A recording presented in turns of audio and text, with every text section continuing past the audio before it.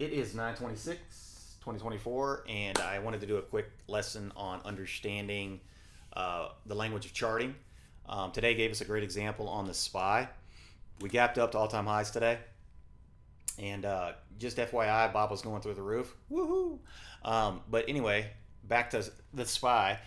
I was asking people, hey, what's the correct percentages here? Can anyone tell me, like, what are the odds of this level holding?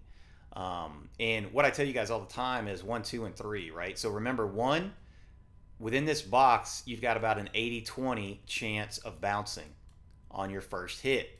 On your second one, it's like a 60-40, you know, maybe 55-45, right? That it's going to hold. So you can still take winners off that. But on your third one, it slips to probably 80-20, okay?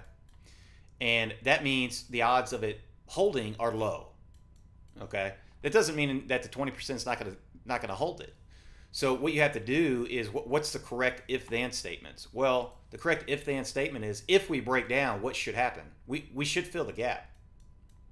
Well, what happens if we don't fill the gap? What if we do this? Well, then that's just a liquidity chase, and it's time to get long and strong, right? So that's the percentages of what happens.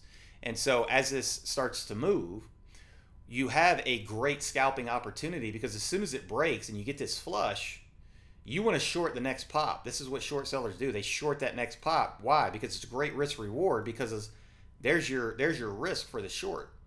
And you're risking, 20-30 cents to capture $1.20. Target's gap fill, risk is up here. Yeah, let's do it. Path of least resistance is down. You got it. Boom, cover, right? Quick scalp, just like that.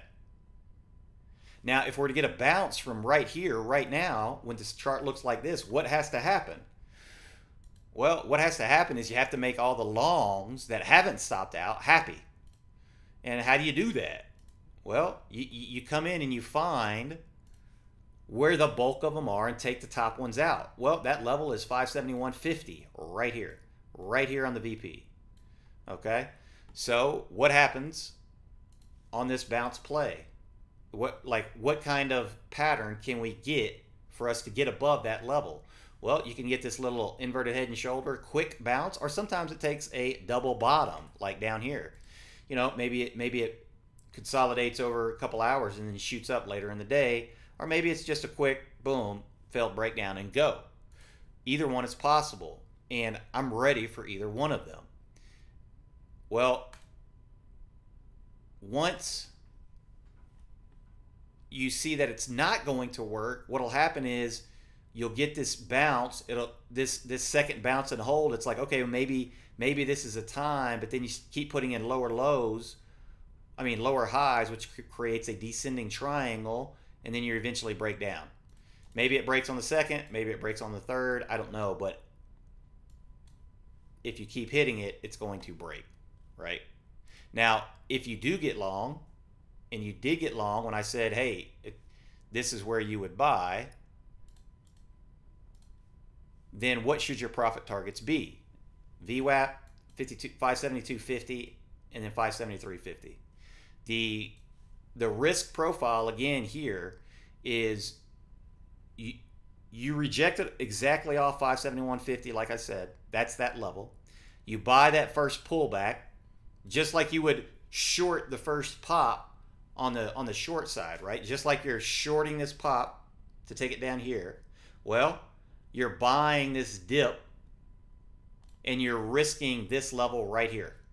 You don't want to bring it back down to hit a double bottom. That's your risk. And then that gives you the proper risk reward to take it back to VWAP, 572.50, and maybe 573 and all-time highs tomorrow, right? So those are the percentages. That's how you scalp. That's how you create a safe way to take a shorter-term scalp play into a longer-term swing trade, like we did with NVIDIA. That's what I'm hoping to do with the SPY. All right, that's it. Let's cut it.